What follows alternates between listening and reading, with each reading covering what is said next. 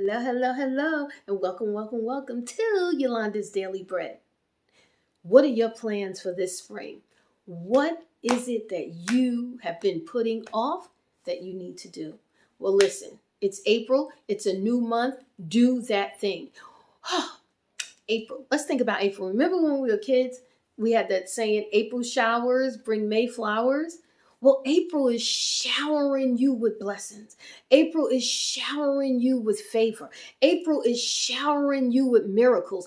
April is just pouring out the glory of the Lord on you. So, what are you going to do with the glory that's shining bright off of you? Go for it. Get out there. Your people need you.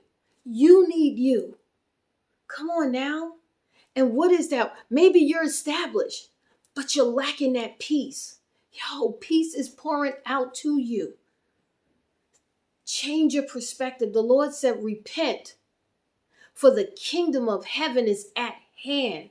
Not coming, it's at hand. That means it's right here. You just need to change your mind about it and know that it lives here. It's at hand. It's within you.